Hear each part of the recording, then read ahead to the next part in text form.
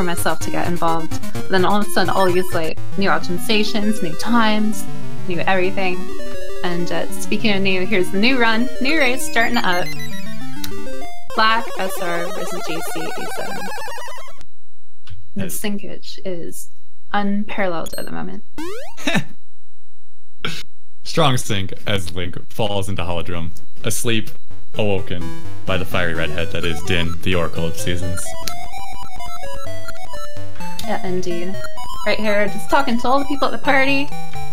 Two guys drinking beer, having a good old time, doing the ukulele. Awkward dancing with our Din friend here, who happens to be the namesake of the game, the Oracle of Seasons. Like in every Zelda game, nothing ever goes wrong, and we'll get to have a pint with the beer dude over here. But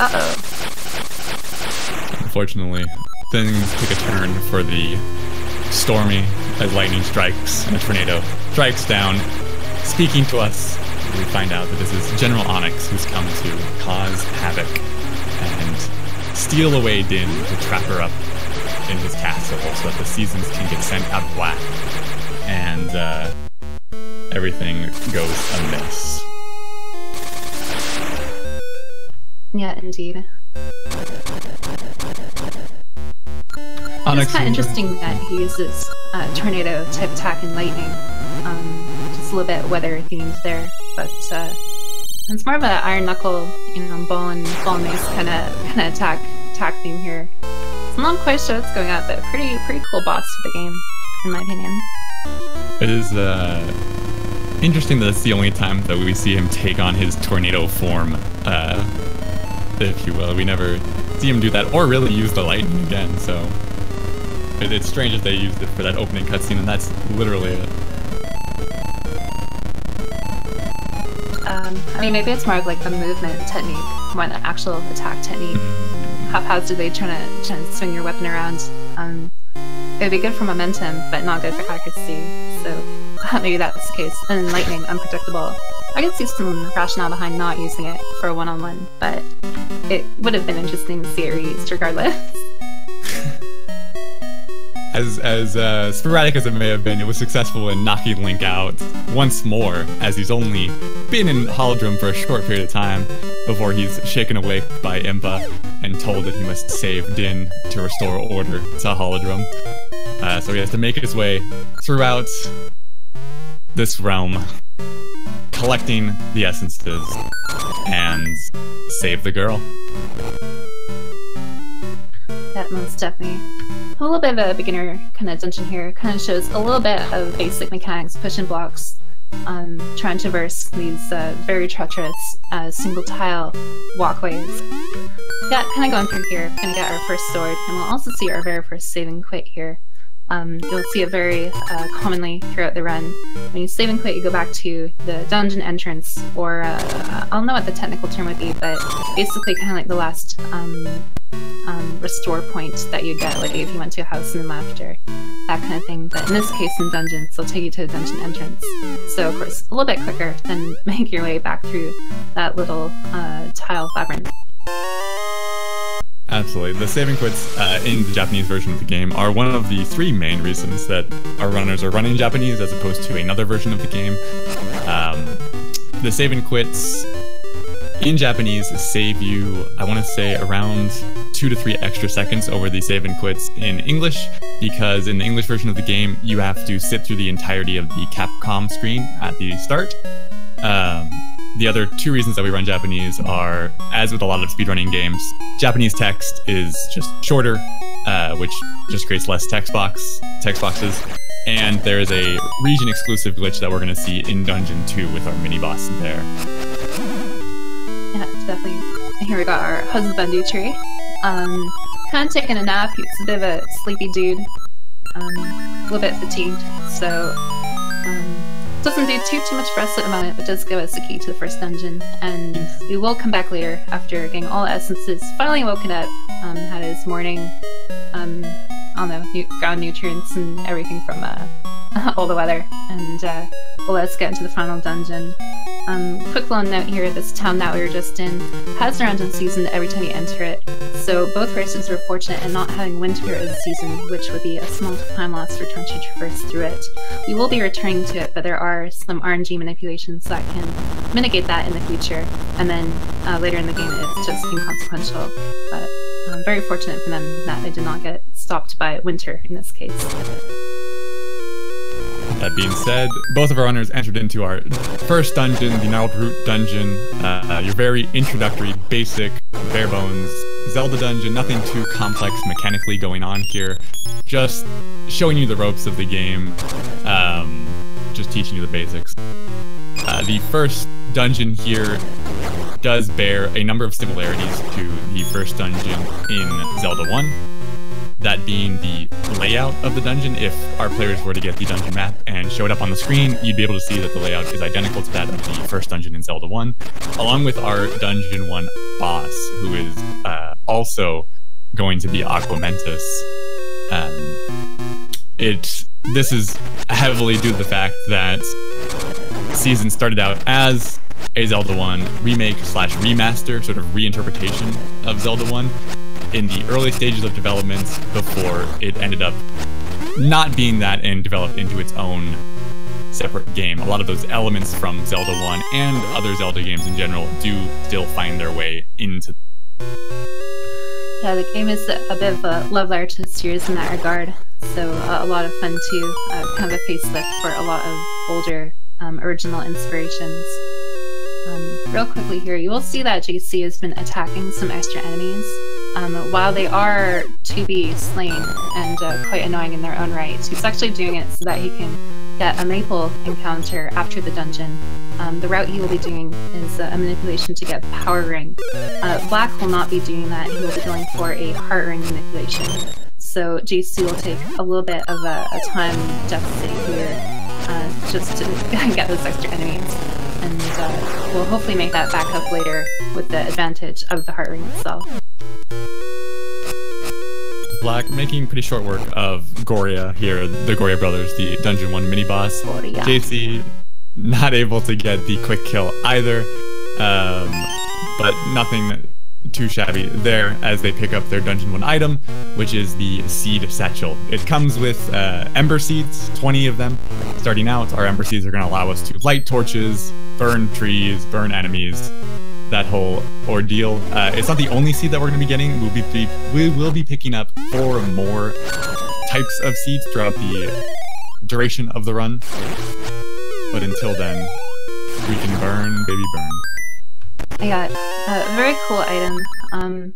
Would probably be less cool if it was called the Seed Purse, but very interesting little item. It's kind of 5-in-1, get 5 different seeds throughout the course, and yeah, right now Ember, it's kind of like the lantern fire source in a way, but yeah, very fun, interesting mechanic that's prevalent through both games. Both of our runners here are doing a hard reset, powering the console off and on again so that they can set their RNG to a set point that they can then roll forward by using their sword slashes. The sword in this game has 3 different sound tones when you swing it, a high, a mid, and a low. By recognizing the patterns in those tones, our runners can get a solid idea, a constant idea of how enemies will move and behave, and use that to their advantage.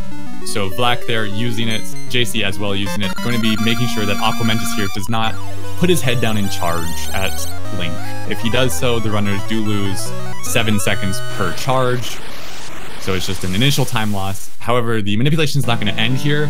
We're going to see it get carried on, hopefully, until about the first third of Dungeon 2, if our players can hold on to it until then. Yeah, absolutely. So we're about to see a little bit of divergence here. Picking up some money. Not a problem, just burn a bush. Talk to Buddy. But yeah, RNG manipulation, very prevalent throughout the run.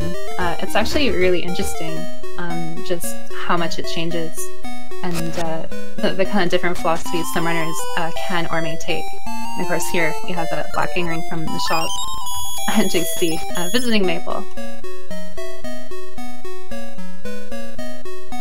JC was held his sword out there as he collided with Maple to continue that manipulation. Get the ring drop. You may have seen it just appear for a brief second underneath Maple before the sword poke grabbed it. He also picked up a potion, which functions as the equivalent of a fairy in a lot of other Zelda games, where if he runs out of hearts, he will get a full refill from the potion. Just as a safety measure there. Yeah, it's definitely very convenient. And yeah, movement is very important.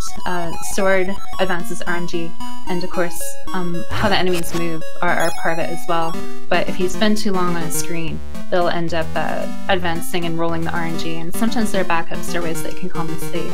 But overall, you want to be very careful and particular in your movement. And of course, part of the RNG manipulation here is the Rosa scene. She has some different patterns that she can go through, and so part of the manipulation is to make sure that they go a little bit quicker. Saw Black put an Ember Seed there, getting 5 rupees. Both runners kind of passively or actively collecting rupees here. You do need at least 10 for the Bueno fight later, and of course, you know, any more of there should be an issue, which, you know, it will be a bit surprising, but just basically making sure that they have some rupees to go along.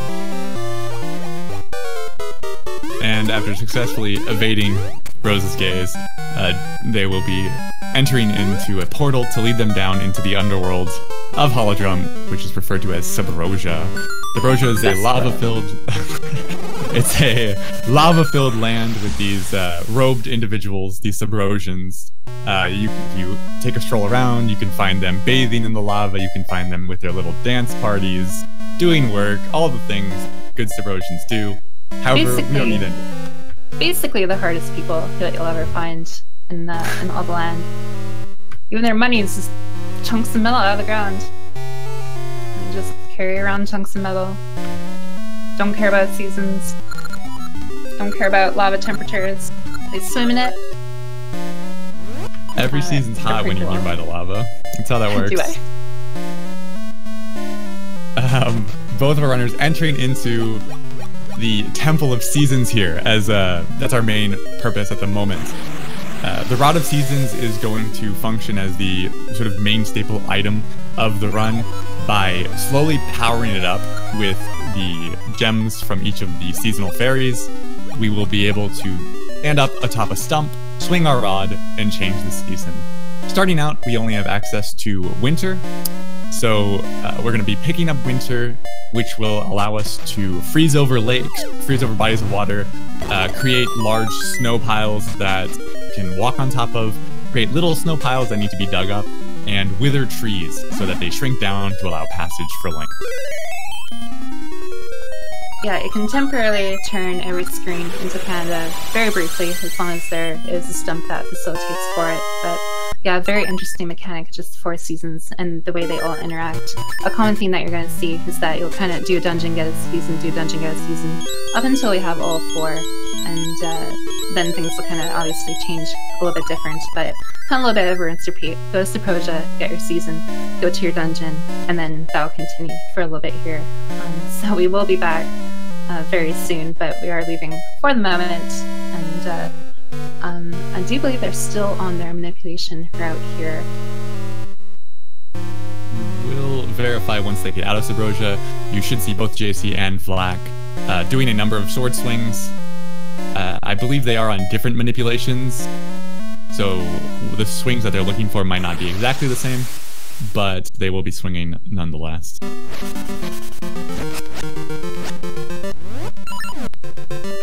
Looks like they're both confident in what they went for. Yeah, even changing the season right here, where these enemies will spawn, is part of the manipulation. It's actually, again, it's pretty wild just how much is actually affected by it. There's still a lot of areas where it's not carried through all the way, or it might not be practical to do the manipulation, or at least not yet. But for these beginning parts, it's a pretty good early boon to the game. Part of the, one of the main deterrents from sort of extended full game RNG manipulations are due to, one, keys, because keys advance RNG every other frame, which means that you have to, if you're holding an RNG that includes keys, you have to be moving more or less perfectly, otherwise you're going to lose it. And also there are some screens where you have these little butterflies slash dragonflies. You'll see it when they get to Blano after Dungeon 2. And those also advance RNG every frame. So because of that sort of RNG advancement, it makes it hard to hold an extended manipulation for any longer than what we're able to do already, at least for the time being, unless it's found out later. Yeah, definitely. Saw that we picked up our second seed type there, the mystery seed. It has a chance to behave as any of the other seeds as well as its own individual property. And so we'll be collecting those, of course, as we go. And every time we go to a screen with a tree, it actually opens up a teleport spot for when we later get a Gale seed. So yeah, it just doubles as both a warp point and the fact that in this case we do need the seed and need to go through that screen to get to the dungeon. And in terms of menuing, when you enter a transition, I don't know what the term would be, but just where it kind of screen like dims and then comes back. You can save a few frames to do your menu there. Just a small optimization that you might see runners do, especially like going up and down stairs or the like. So it does seem that JC did drop his manipulation at some point, not able to get the single bomb throw. Vlack, not sure if he held a manipulation or had a very just lucky Moblin situation there, but due to that room, Vlack has taken the lead over JC ever so slightly as they save and quit to leave the dungeon and enter from the outside as Vlack takes his lumps from that Moblin, not having a good time. Yeah, I was trying to take out the Moblin with the sword there, using it after the bush to maintain the charge to take out really quickly, but was not in a good position. Switched over to his new items here, and also kept the heart ring, so as you just literally saw on screen, a heart regenerated, so I was probably not too worried about face tanking the enemy, but did take quite a bit, and yeah, just there are very few invulnerability frames when it comes to getting damage in this game, well, particularly from enemies, so just getting a little bit mauled there. But we'll be fine, of course, now full health. Just, there are keys and all these enemies, they do not play nice. Heart ring. Heart ring is a little bit slow. Although it is definitely a safety measure and it will ensure, particularly later on, I think the biggest argument in favor of Heart Ring is always going to be Dungeon 4, because that's the point when Link doesn't have a whole lot of hearts, but is also taking a lot of damage. And I've seen many a runner die in Dungeon 4 where they would not have if they had had the Heart Ring. So we're going to see with JC, he has the added benefit of the potion again to make sure that he stays safe in the event that he has a mess up or a technical error that causes him to die. But we'll see if he has to use that in Dungeon 4 or if he's able to hold it until one of the later dungeons, Dungeon 6 or Dungeon 7. You'll see a lot of runners use their potion strategically in Dungeon 7, opting to skip certain fairies and let the potion go off just to save some time. Yeah, for sure. Real quick here, we have Facade, another reason why we play on the Japanese version. The hitbox is always active, so even though there is currently no discernible boss fight on screen, they are actively doing damage to Facade with the bombs there. So, boss taken out, don't have to worry about any shenanigans there, and they're both through. And yeah, really, the run itself, there are enemies that do good damage to Link, but really a lot of the damage is kind of like paper cuts. So over time they just build up like 5,000 paper cuts. So the heart ring is really nice because, you know, if you happen to take a little bit more damage in a certain spot, or you're willing to risk taking damage to try and do something a little bit quicker, you do have that you know, passive regeneration going for you. There are hearts and other refills that you can find as you go along, but just having that peace of mind can be really big. And it does allow for a lot of, you are able, because you're regenerating hearts passively over time, you do end up having full hearts at a point where another runner may have 2 or 3 hearts and have to stop and pick up a guaranteed heart drop or a guaranteed fairy and lose that time. So you're making up time there. You're investing your time early on to try and get the payoff over the long term of not having to stop and pick up pots to get certain hearts or cut grass to get certain fairies and so on and so forth. Yeah, absolutely. We're in the fight with our Dodongo friend here. I say friend, but we will have an actual Dodongo friend later. This is a little grumpy looking, a bit hungry, happy to oblige, but with the wrong food item. Goron's special crop, not the crop for it. So throwing it, was it 4 times into the spikes, will take out the Dodongo. There are some movement manipulations that you can do to try and make the fight a little bit faster. Both runners unfortunately not getting it, but still a fairly straightforward, easy fight nevertheless, so was a success for them. Yeah, just real quick in terms of route, the heart ring can refill health, and then later you do have an option of getting a level 2 sword, which lets you get sword beams. So, you know, even just little things like that could apply towards strategy. You know, having the sword beam to take out certain enemies could save time. There's a lot of theory, and there's a lot of practice that goes into the different routes. Ultimately, it's up to the runner what they find to be best, as well as what may be technically a little bit better, but just a lot of room for a little expression like that, which is really cute in terms of the route and run itself. So you're seeing the heart ring route, you're seeing the power ring route. There's also just a no ring route where you don't worry about any maple manipulation or getting the rupees to go to the shop. Oh, that's you just fun. take a straight line.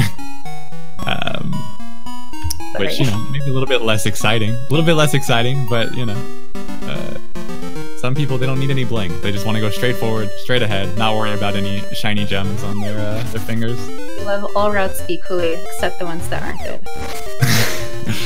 Unless they're slow, in which case, don't worry about it. Black here, picking up our 3rd seed, the scent seeds, which we're going to be using only 1 time in the run. The use of scent seeds when used from the seed satchel is you can place them down on the ground, they open and split up, like it splits open on the ground and releases this aroma that attracts enemies, will cause them to sort of rush near it. There's a point in dungeon, or not in this game, but in Ages rather, where you do need to use scent seed as a means of luring enemies that are too far away from you and inaccessible off of a ledge. We don't have that usability here in Seasons. We only use it for the Dungeon 4 boss fight. Otherwise, we would be able to skip the seed tree altogether. Yeah, and here we have objectively not the best animal friend, but still a great one nonetheless. Ricky. Ooh, playing both sides there. Playing the sympathetic I mean, character for Ricky here. You know, but, no, there are 3 animal friends that you can get in the game, and they all have their different advantages and disadvantages. Some of them have more advantages than disadvantages, but we won't get into that. Ricky has the ability to jump over holes, which is magical until we get the feather a little bit later. He also has the ability to punch bomb walls open, which is great unless you have bombs. And he has a tornado projectile he can shoot, which is really good until he gets a shot there. But he's a kangaroo. He's a boxing kangaroo. That's pretty cool. But jokes aside, no, his thing is that he can jump over holes and up cliffs. Cliffs we cannot jump up, so we do in fact need him here. And it's kind of interesting because each of the animal friends will actually change the world layout slightly, and it would take him a little bit to sinking like a stone there, trying to go to the stairs, but the animal friend will change the layout of the world, and it would actually carry over in terms of a linked game. So if this is a linked category, I don't know what animal friend we go for, but for this one, Ricky is the fastest. Though we will get a cameo of Moosh the bear and Dimitri Dodongo later, but currently Ricky is our permanent member and will serve a couple of uses. part of the reason that, just from slightly more nuanced reasons that Ricky's not great, has to do with how Ricky moves. For one, every time Ricky jumps, he rolls RNG, which makes RNG manipulation not really feasible quite as much with Ricky. And also, Ricky has a set distance that he jumps every time he jumps. So if you're halfway to the edge of a transition, like, if you need half a jump to get to a transition screen, Ricky will do a full jump and lose you time. So you have to work out how to either shuffle Ricky. Also, this right here that you see Black doing is another reason that Ricky sucks. A little bit of diva. You have to have him somewhat centered, otherwise he won't jump out the cliff. But yeah, he's very finicky, and it just those little things from a speedrunning perspective that you might not really care about as much in a casual playthrough really just can add up and be frustrating. On the bright side, Ricky can just walk through snow piles, which the other two companions can't do. Moosh has to butt stomp to break them, and Dimitri can eat them, but he eats them one at a time.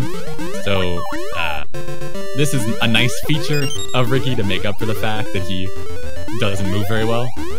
Yeah, it's really just the movement. He does have some nice things to him, and of course, in terms of overworld and changes, you know, it could be somewhat preferred, but yeah, jaysee having a little bit of issues here. And yeah, kind of doing a little shuffle to jump over the hole a little bit quicker. But yeah, just movement is really the main detriment. But Black over in Subroja now, so of course our kind of rinse repeat. Gonna go dig out this ore I did not catch. I think it was second try. Yeah. Second try. So we're gonna use that to buy a bow to bribe Rosa to go on a date with us, so that we can use her key to get into the temple and then promptly make up an excuse and leave her back in Subroja. You say bribe her. She does. We do give her the bow, and she then says, "Let's go on a date to find this temple." She agreed to it. It's not like, yeah, but Link, wait, you're just gonna dig up random ore to go get a bow to not Link knew. You talk to the locals. Listen, if it's like, happens to homegirl wants a ribbon, be in there. What's it cost? Star Ore. I haven't heard of a Star Ore. Let's go to the beach and this is pretty star shaped. Here we go. But he put in the work. He went to he did the physical labor. He dug it up. He purchased it. Rosa didn't dig up the Star Ore to get a bow. She was just hanging out by the. It's mutually beneficial. I agree. Yeah. Rosa does hold on to a sort of skeleton key that can unlock pretty much any door, which is super convenient given that the door to the Summer Temple happens to be locked, as well as opening up a little shortcut that we will be using later on as well. Oh, sorry, I was just gonna say, I suppose it's kind of reminiscent of like the skeleton, or I think like the Lion Key from the first game, where you basically had unlimited number of keys with it. So maybe there's like a potential link there. Subtle nod.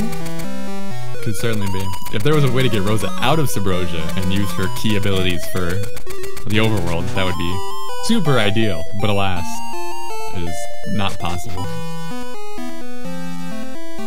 And as Dory mentioned, rather than having a nice closure to our date, we just leave her by the side of a portal next to a volcano because we have to save the world. Listen, Link has important things to do, Dory. He has things to do. It is like a pretty nice setting, like in front of a portal next to a volcano. Just like saying goodbye at the train station kind of thing. It's like, no. In Subrosian, it's a Subrosian thing. In Subrosian culture, it's just this is super romantic. What Link just did here. It's fine. I'm open-minded. I can see the appeal. Picking up summer, we are able to grow vines when we change the season to summer, which allows us to climb up into the Poison Moth's lair, our third dungeon, where we're going to be picking up the second best item in the game, the Hrock's Feather.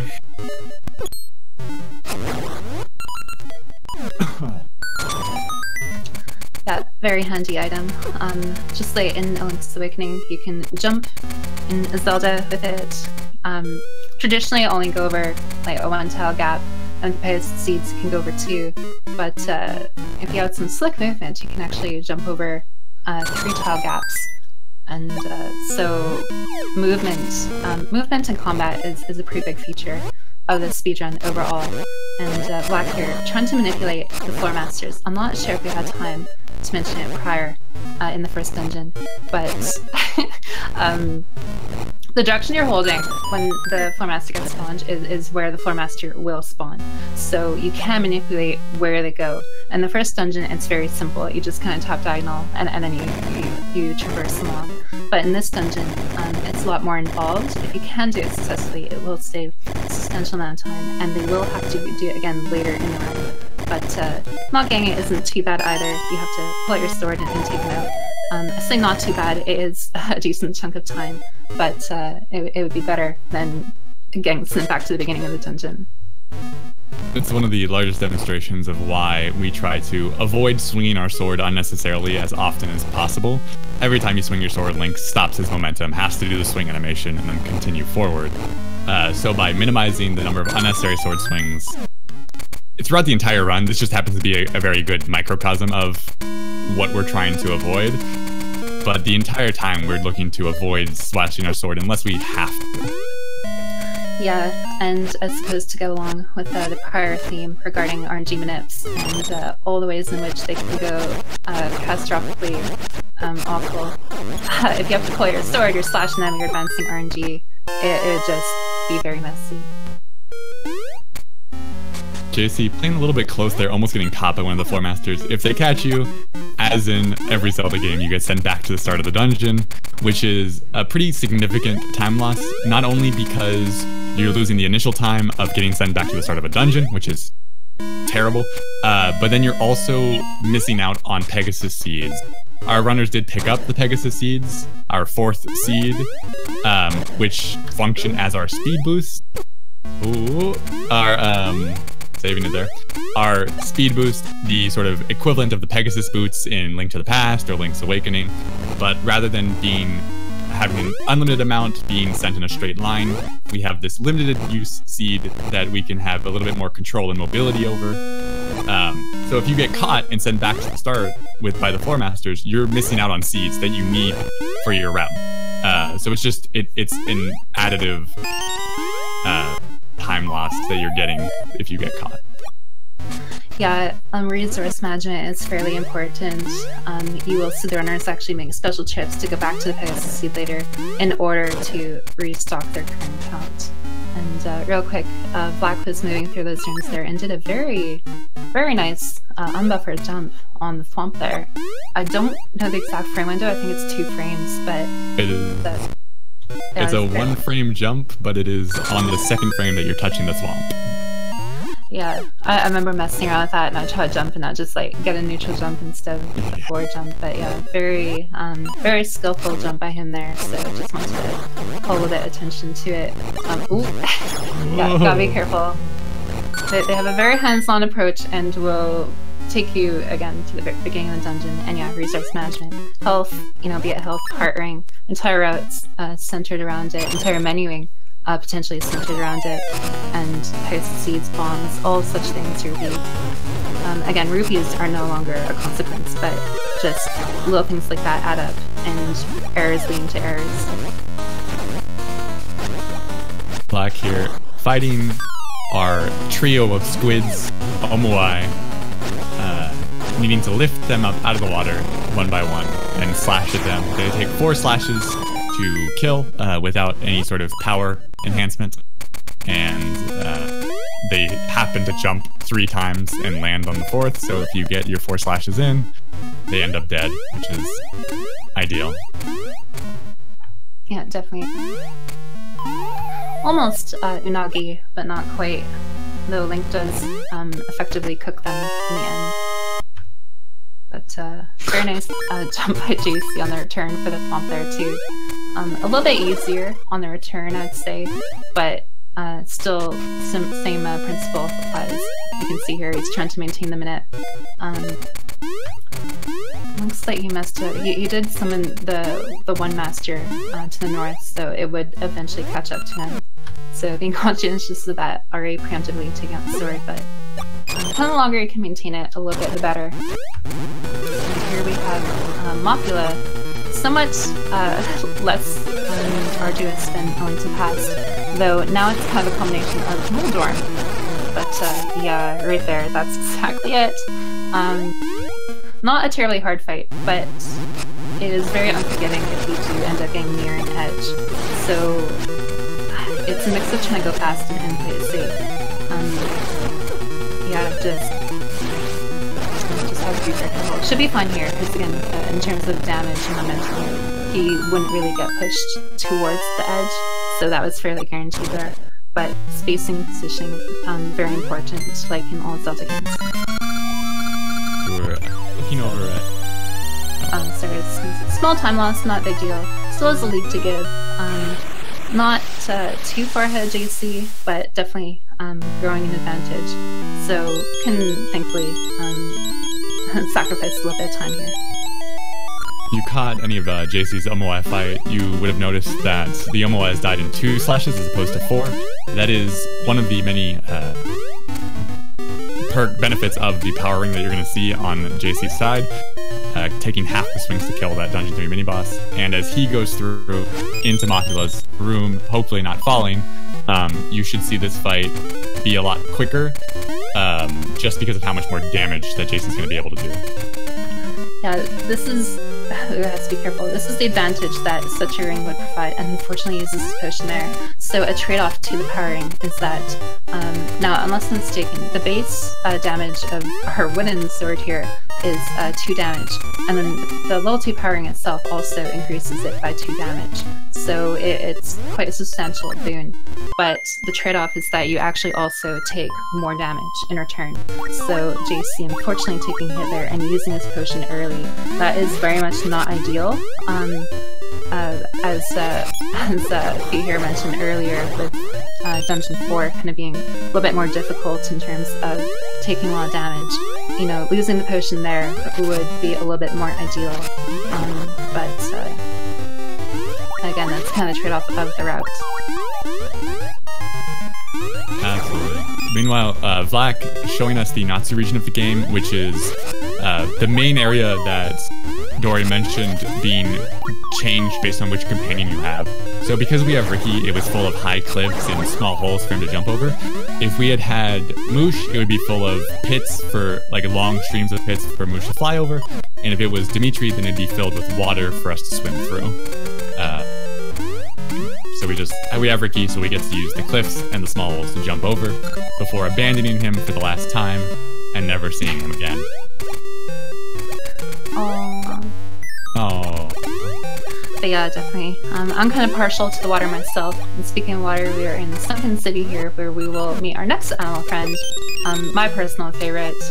I know, not yours, and that's completely fine. But yeah, no, he's kind of being bullied here. Poor Todongo, he is the goodest boy, so we help him, and he helps us, and all is good. But just so quick here, in terms of the overall with Ricky, something else they're kind of hoping for is these cucumber enemies, the buzzblobs.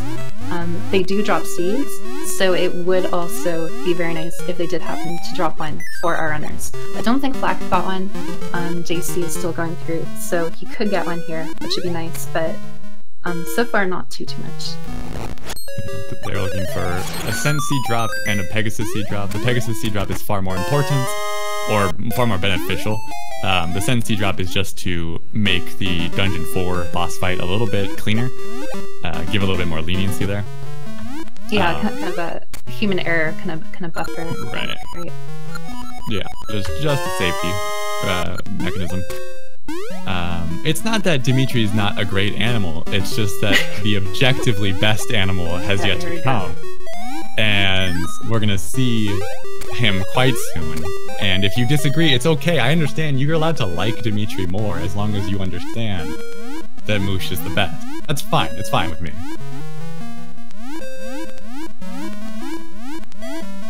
Black coming through this underwater side-scroller area to get to Mount Cuckoo, where he'll be able to climb up. He wants to get to Dungeon 4, but before he can do that, he needs the assistance of the best animal companion. So he needs to take another trip to Subrosia to pick up our 3rd season, and I'm sure that nothing could possibly go wrong on our way to get it. I feel like there might be some potential holes with that logic, but yeah, back to Subroja, here we go. And oh, the definitely not Goomba brothers from Paper Mario in robes, secretly now contracted as feather assassins. Take us out, there are some working theories that after most certainly not ditching Rosa, she might have been a little bit angry, and suddenly next time we're in Subroja, we're getting roughed up a little bit. I mean, so maybe I was wrong about the Rosa thing. Maybe we should have treated her better. Maybe I was wrong. So Link has to pay his dues ever so slightly to learn to be a little bit more respectful and chivalrous. Luckily, this hide and seek here is more straightforward than the Rosa hide and seek. The two Subrosians have only one set pattern as opposed to the two that Rosa has. So as long as you're semi-familiar with their pattern, their vision not that great as always. So just stay roughly out of their eye line and you're fine. Yeah, there's kind of, I don't know, they're pretty interesting characters. Eyesight not too great, kind of, you know, finding their shinings. Feather just kind of jumping around, skipping through the woods, not really sure where to go, bumping around. So, just hanging out and burning a feather, and yeah, basically just auto-scroller. There are some fun little safe spots you can stand, but yeah, no reason to get caught here. And I got our feather back, and that's pretty much the end of that portion. JC now entering it, and yeah, there's nothing you can do in terms of speeding it up. Neither runner's bothering to dig here. Sometimes if you come in here low on hearts, you can dig up to try and get a heart, running a risk, because you could dig up a fire Podoboo tower. Just this fire creature that will shoot fireballs at you and potentially block. So it's a bit of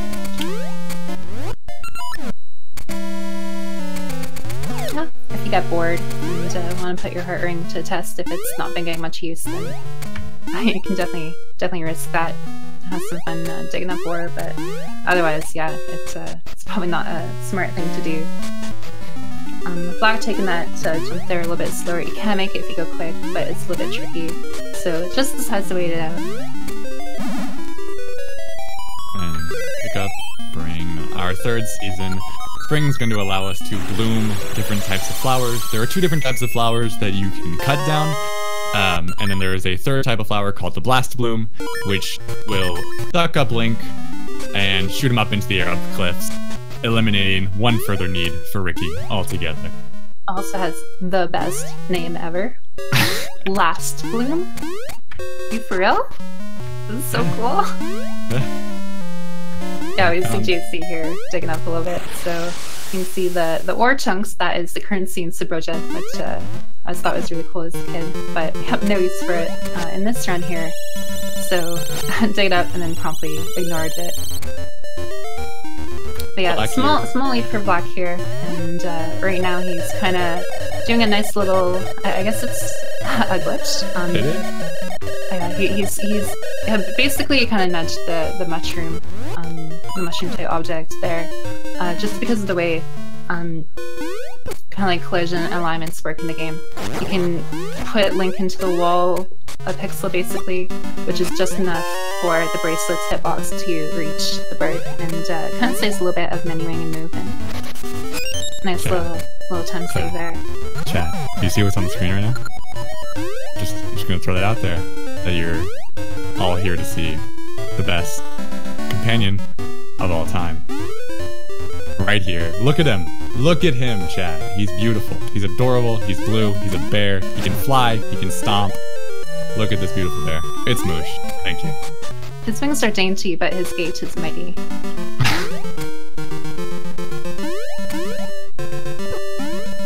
Unfortunately, the worst thing, the only bad thing about Moosh is that we get such a short period of time with him, as we just need him to hop on over these holes and pick up our Dungeon 4 key before we must bid adieu.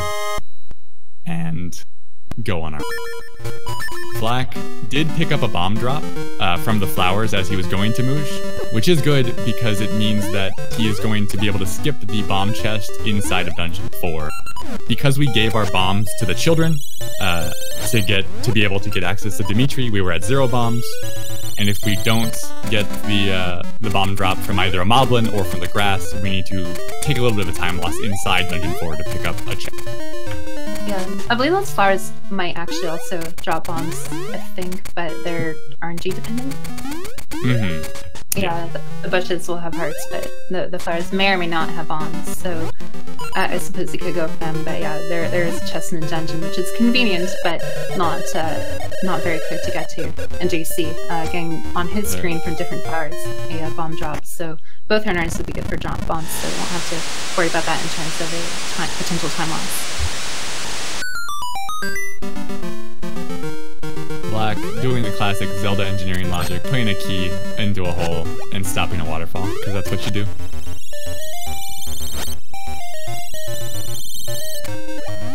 We're entering into Dungeon 4, the Dancing Dragon Dungeon.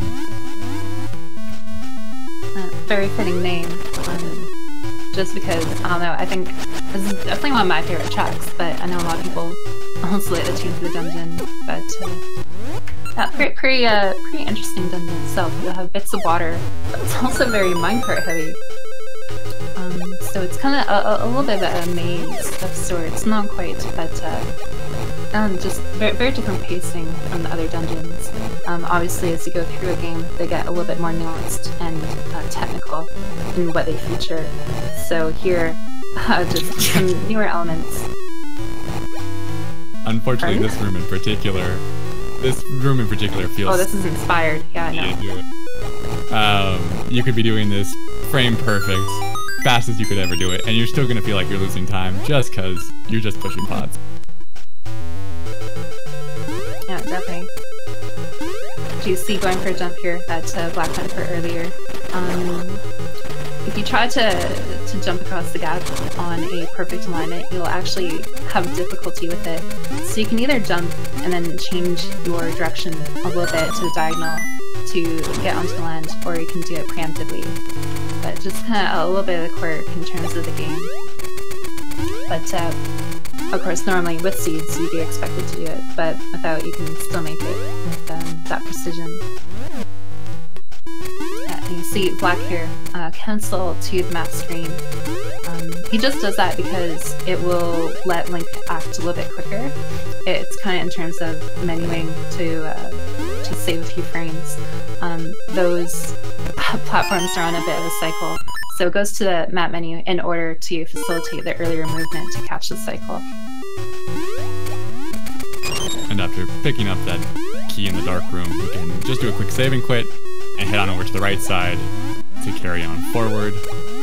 Slowly make his way over to the Dungeon 4 mini-boss.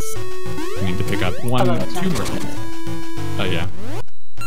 Little jump there, a little L jump, just to avoid having to go around and jump on the suspended tiles in the air. With the keys. With the keys. Anytime you can skip keys, it's definitely a good thing. And JC having a little bit of an issue with the pot there, which is easy to do. You kind of get a little resident sleeper pushing through, and all of a sudden it's like, kind of wake up and push 20. Relax. It's like on the bus waiting for your stop, and then you kind of close your eyes, and all of a sudden it's like, oh, okay, guess I'm walking a little bit today. Cleaning up a little bit in that like room.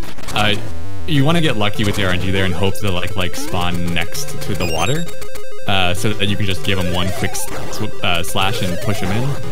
If you don't, then you unfortunately have to swing your sword 3 times to kill them, which is just RNG time loss. Absolutely. If you remove the enemy from the screen, you're effectively killing them. So if you force them to take a bath, they're effectively no longer living. They're still living, so don't worry. Like, they're totally alive. It's just, game mechanics. So you definitely don't need to warn any underwater enemies. But we will see a similar feature used later with the Gale Seed, where you will whisk them away to probably a very lovely location. But for purposes of the game, they're no longer on screen, so they're technically read as dead and not tying into any other mechanics there. Much nicer way of thinking about it. I always imagine that when you Gale Seed an enemy in the dungeon, they just smash into the ceiling. Oh, I thought you were going to say they go to the shower room or something, but smash into the ceiling. Yeah. No. Black here, Dungeon 4, mini-boss. Agunima, name might be a little bit familiar. Fight might seem a little bit familiar if you've experienced Link to the Past at all. However, it's not familiar at all. It's gorgeous and beautiful and not at all an arbitrary time waster glorified cutscene. It's straightforward. You attack them. Don't have to worry. It's not pain. You don't reset. It's a great fight. There you go. Not having to knock any orbs back. Instead, only having to light torches and hit the real one, which has a shadow underneath it. Much, much more straightforward. Way less likely to waste your time. Yeah. Well, it's a good thing when you don't have blue balls. That's the name of no it. Comment. No to the past. So I know. Arbitrarily. Okay. I'm on chat now.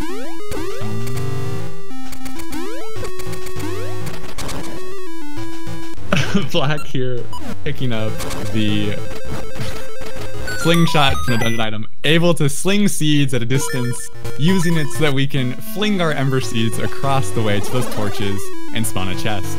If you go a little bit too fast, you can save and quit before the chest spawns, which means, guess what? You screw yourself.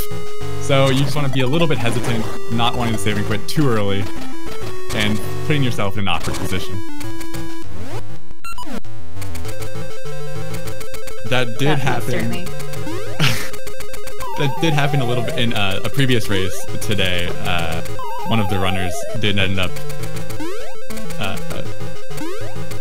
basically despawning, the equivalent of despawning or resetting without lighting the torches, which means that you have to go all the way back around and light them from the right side, which is just a fairly large time loss. Yeah, because, so obviously when you take out the mini-boss, well, I say obviously, but when you take out the mini-boss of a dungeon, you get kind of that midway portal of sorts. So it's very convenient for getting back to dungeon, so you see it used in save and quitting to quickly traverse and get out of segments that would take longer to go out normally. To go along with that though, because of this dungeon, the nature of it, you end up saving and quitting and going back to the spot a lot, so it can be really easy to kind of confuse which segment you do first. In some cases, you don't have to worry about, you wouldn't have to worry about order, but because in the minecart, when you do save and quit, you reset the position, and having its position is important, so it would be a time loss. And, yeah, here you get to see the aforementioned flinging into the ceiling action being done onto the wizards. I'm sure they're okay. They dematerialized at the last second. They only temporarily maintain corporeal form, so I'm sure they swiftly deactivate it and are completely safe. Maybe a little, what the heck was that? But otherwise they are completely fine, I'm sure.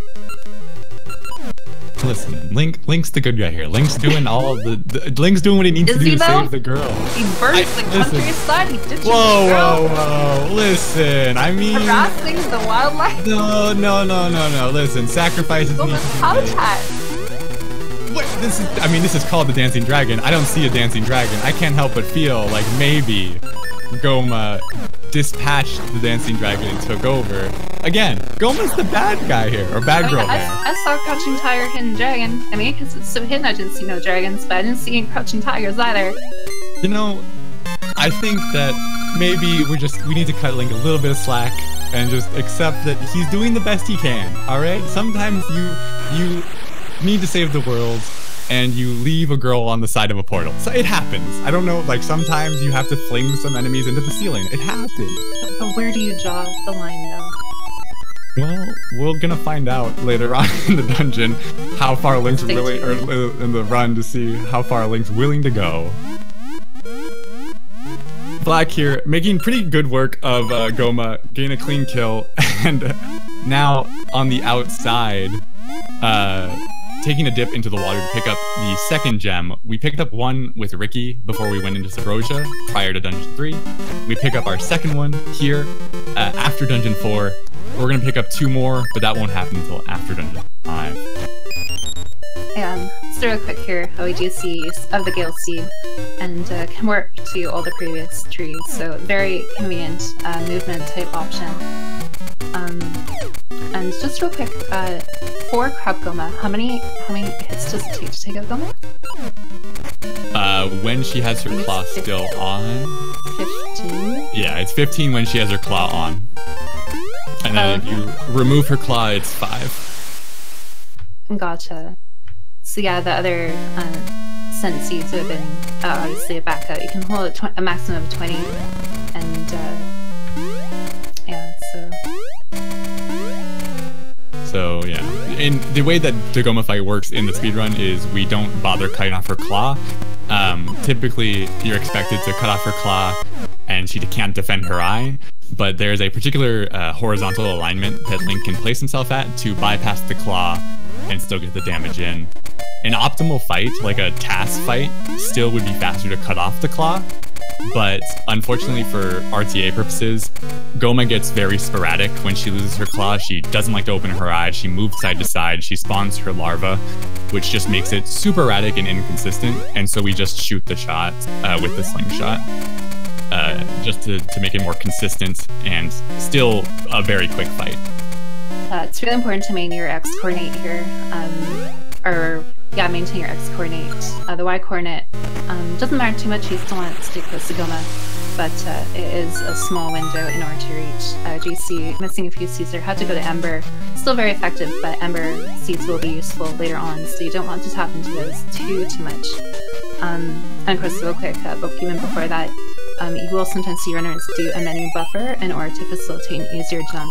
Black did a damage boost off of the Visceral attack to get over that 3-tile gap where you would otherwise need to light the torches to bring up a walkway to get across. JC did a menu buffer and just jumped it with a little bit of lineup. So both viable methods, and they got them successfully, which is really nice. And of course, after the dungeon, back in Sabrosia, Link's in town, just doesn't even go and visit. He's here for business. Won't be too long. Get our next season here. Listen, Link needs to get to Dungeon 5. He needs to pick up Autumn. He can't. He has things that, like, sometime after it's all over, I'm sure that he goes back to Sabrosia to say hello, to visit. We have like 2 hours. We have like 2 hours to save the world. I mean, I'm just saying it's been a season since he's last seen her, so, you know, it'd be good to, you know, kind of touch base a little bit maybe, but... Well, you know, she's been hanging out at the beach the whole time. I'm sure that she's enjoying the waves of whatever partial lava, partial water makes up the beach in this world. And she'll be there. She'll be there at the end too. She'll be there, ready, waiting for us to come back at the end of it all. She's faithful. She's loyal.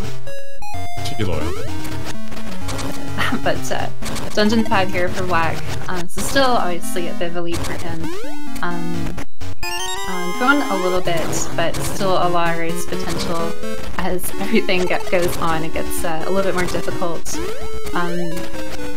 Yeah, again, a lot of minecarts here, but the dungeon item is a very peculiar and fascinating item, which is magnet gloves.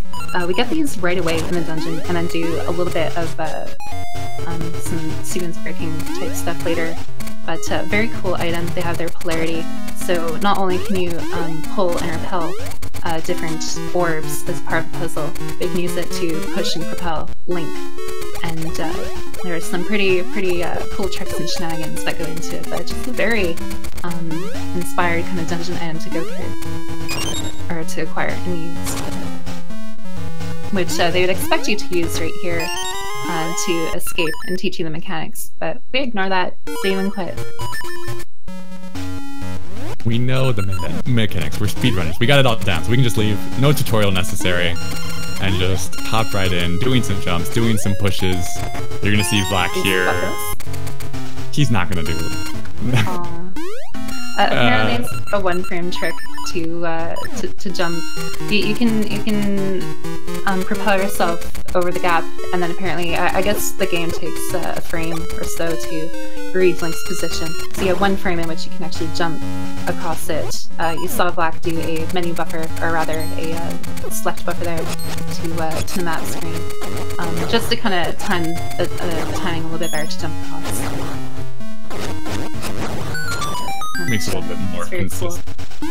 I know that Dory takes personal offense to anyone that doesn't do everything bufferless, but for the sake of this match, I think that we'll give them a pass for their transgressions against all bufferless tech, and we will allow Black to continue in the race. We won't DQ him. We'll give him a warning after the race. Let him know Dory's watched him.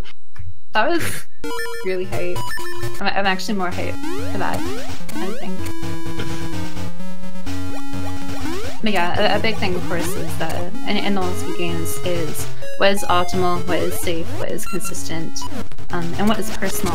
So there are some tricks that a person, obviously maybe more comfortable with, and they'll go for it, as it is in terms of like route and the like. So if you're not confident in something, even though if you could do it, it's maybe not prudent to in fact go for it. So taking the buffer there, very smart, if it does indeed facilitate for success and consistency.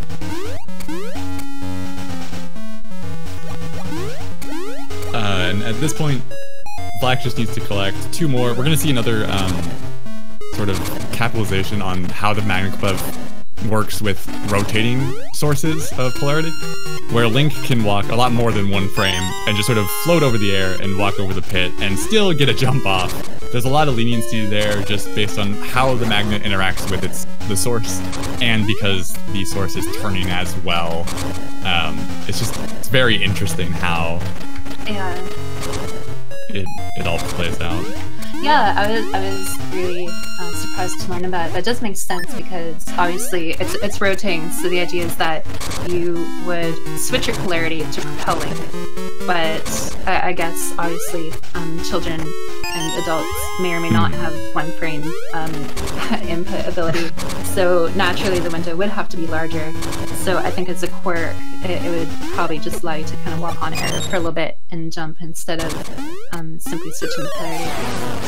That would be my theory, but I'm totally wrong. That makes sense. It seems highly as Black here entering into fighting our Dungeon 5 mini-boss, Saiger. Saiger the Tiger. Yep, it's a very clever, non-derivative name, unique. No play on Sabertooth Tiger, just unique name. And in no way does he reveal his weakness with the giant red orb that's on his tail. Nope, not all. What is the name of the tiger dude from my stage? Like Django or something? Django? That's a Django. Is that Boktai? Solar Boy? Django? I don't remember. Saiger. That's probably how the actual naming went for the boss too. Probably.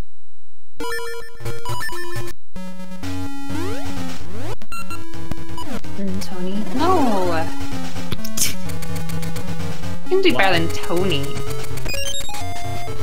First of all, they're not even the same breed. Dude's got First of all, how dare you? How dare you? Second of all, I hope you're having a lovely day. Third of all, I'm not abiding by Tony. Fourth of all, we're seeing an entrance into Digdogger, our Dungeon 5 boss. Digdogger, a familiar face from Zelda 1. This time around, we have a nice magnetic ball to smash into him 4 times, in which he turns into 6 mini-doggers that you have to crush with the ball. They all fall in one crush. However, they move very sporadically, and the Magna Ball can be a pain to manipulate in a preferential pattern. If you take too long, it will regroup into one Digdogger. The less mini-doggers that are inside Digdogger, the faster Digdogger will go. Black gained a very nice 2-cycle there. Yeah, the big one is basically, it's like a Trojan dogger. You kind of break it open and there's a bunch of little doggers inside.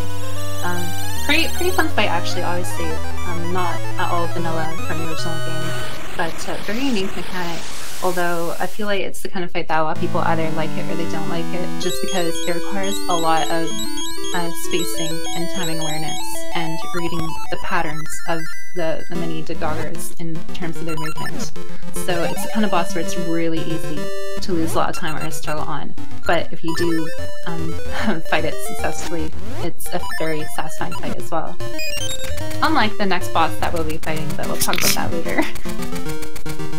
JC there demonstrating the downfall of this 4 Armos room in Dungeon 5, where after the 4 Armos die, 4 chests spawn. You have to open the chests in the same order that you killed the Armos. If you fail to do that, you will spawn 4 anti-fairies and have to reset the room.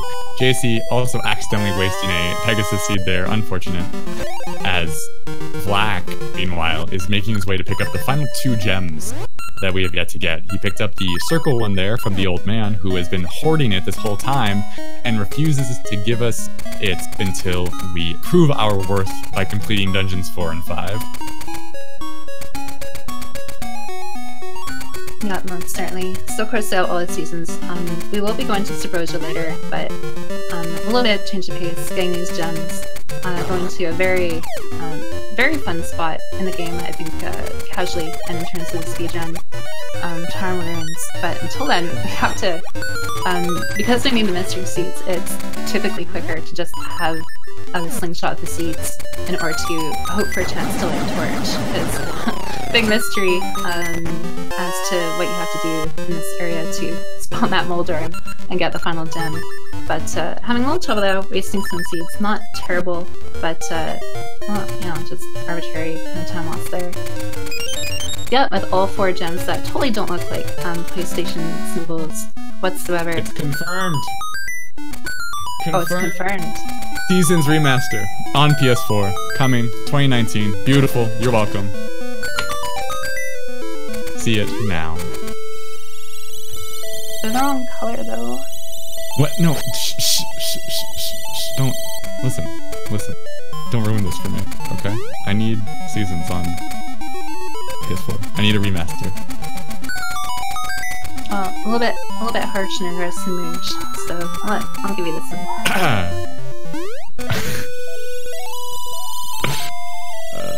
Could you imagine Moosh in HD? I want to that's important to me. It's fine. It's fine. There may not be any HD seasons, but we do get entrance into the Tarm Ruins, which is a little bit of it's a puzzly area. You have to manipulate the seasons. Now that we have all 4, we need to use them to our advantage to be able to manipulate the world and progress forward. We're going to see that primarily in Seasons version of the Lost Woods coming up here. We navigate the Lost Woods for 2 primary purposes. The first is to get the level 2 sword, the Noble Sword. The second is to get to Dungeon 6. So one of the many branching points between Seasons and Ages is how the trade sequence works in the game. As with a lot of Zelda games, there's a trade sequence for both of the Oracle games. In Ages, you receive a broken version of the sword at the end of the trade sequence that you have to go repair atop a mountain. However, in Seasons, rather than getting a broken version of the sword, you get to talk to a shrub that gives you the code, the sequence to get to the level 2 sword. And because that sequence is the same in every game, if you learn it, you can just skip everything else. So, yeah, it's nice in that way. Yeah, definitely. Unfortunately, in Ages, it's not quite as convenient in regard to that, in terms of differences between the games, but it is really nice in terms of Seasons. You don't actually need the level 2 sword, of course, not everyone goes for it, but it's a very well-rounded item. It allows you to slash pots, do more damage. When you have full health, you can shoot sword beams. So even though it does take a little bit of time to get, it can in itself be a good safety and boon to your gameplay. Although, of course, in terms of route divergence, we may not see it from JC, I'm not sure. But yeah, I don't know, just one of those cool little things that's kind of a little bit more incidental. It's kind of on the way and, you know, can tie into your route. We have a jaysee87 dagger here. Use this potion, using a sword to take out the dagger. Unfortunately, it gets taken out. The warp will get him again further into a bare spot in the dungeon, but this is just kind of the trade-off between having a power ring, not the heart ring, and just all the paper cut hits that hit you. Hopefully we'll see a cleanup on this time around as Vlack gets into the Dungeon 6, the Ancient Ruins, which is motifed as a trap house of sorts. A lot of rooms that look familiar but aren't quite right. A lot of dead ends, a lot of wrong turns that you can take and get yourself stuck casually. Luckily, we know where we need to go, so we don't really have to deal with any of that. But we still get that sort of pyramid-esque sort of vibe theme here. I can dig it. Fan of the theme going on over here. Yeah, definitely. More deserty type areas. I'm definitely partial to. And yeah, just the area leading out to some dungeon itself, very nice and juicy. Taking out the daughter here on the second try, so got back not too slowly, but again, still kind of more of a mounting lead for Vlack here. And Vlack saving quitting after he got that last small key to help him. I mean, obviously to save time, but it's going to allow him to skip a small key in the dungeon. And we're going to see that a key block, it was early on in the dungeon. We're going to see it again when Vlack falls a little bit later, that we're going to not open and avoid altogether. So we just get to save a key use entirely. As Vlack is just about to make his way to pick up the Dungeon 6 item, which is the Magic Boomerang. The Magic Boomerang is the level 2 boomerang. We skip the level 1 boomerang, which you would get from Subrogian dancing, because level 1 boomerang is not useful in any way whatsoever. But its older sibling here is much more useful. It has a longer range, you can control it while it's in the middle of flight, and it has, because it's imbued with magic, can cut down these Armos that are impervious to our sword. Yeah, the boomerang would be more of a happy kind of accent on the way to getting Dimitri's fruit and the Subrogian dancing, but yeah, just no real use for it. We have the bomb, which can hit the switch in the Temple of Winter. So yeah, just no real use, but Magic Boomerang, probably my favorite item in the game. Just looks really cool, and the fact that you can control it, does damage, and has its own unique properties. Just a really cool item. Unfortunately, you have to do a really uncool boss fight. There you go. I was waiting for it. I mean, it's... I don't know, it's not too bad, but it is. It's just... like, some fights in games, they can run on a script or be a lot more determinative. And of course, there's also RNG. Reacting to patterns is definitely a fun thing to do.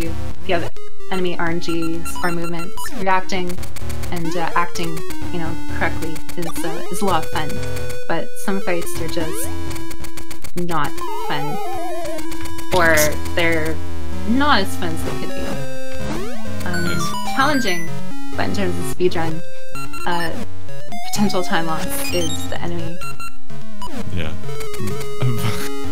That is true. We will see if Vlack incurs any of that time loss from our Dungeon 6 boss. He did get a Pegasus seed drop in the Armos room with the Magic Boomerang, which allows him to be a little bit more lenient here and use extra seeds and just save time overall in the dungeon, using them wisely. Maybe changing his route a little bit after Dungeon 6, he decides to do things a little bit typically out of order. The extra seeds may save him some time in that regard.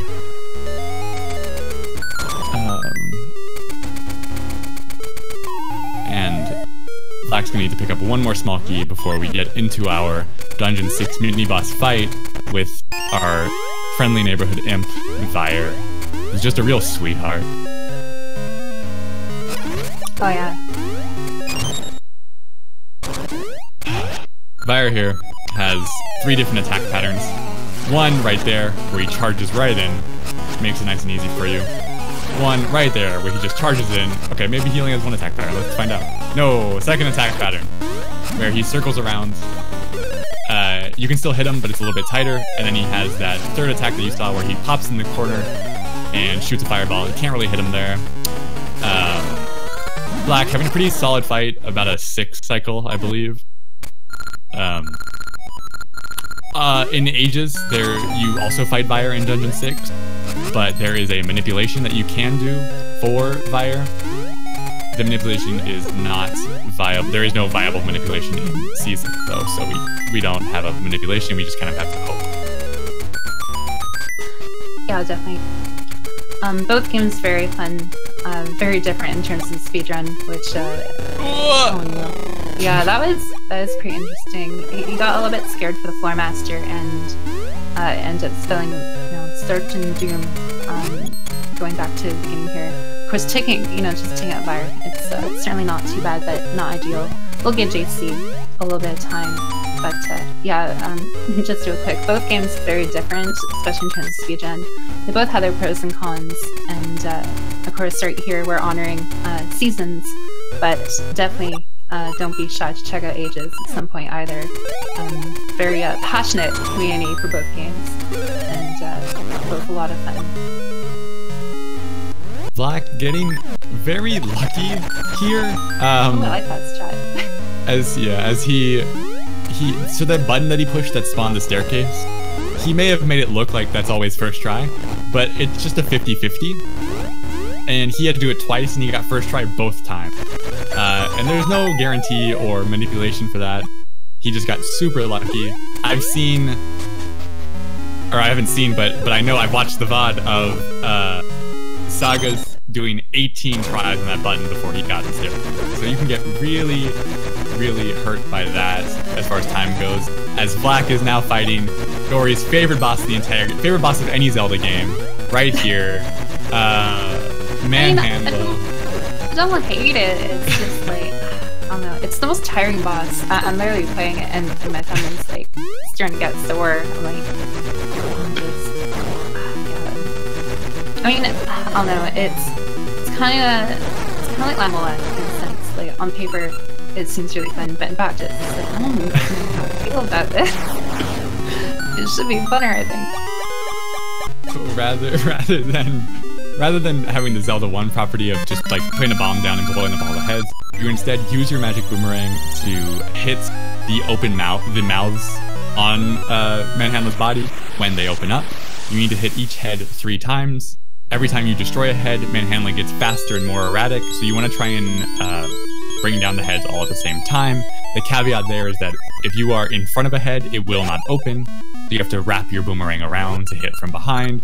So you're working with a boomerang that can be finicky to control while Manhandla's shooting fireballs at you that you need to avoid by jumping. But if you jump before you throw the boomerang, the Oracle games have a Z-plane, so if you jump and then throw the boomerang, it'll go over Manhandla rather than hitting, and it can just be a real hectic fight, a lot of RNG, and you have the quicksand, which really is just the cherry on top of the annoyance that is the fight overall. You're gonna end up losing a lot of time and potentially dying without really even realizing it, just based on how hectic and sporadic that can be.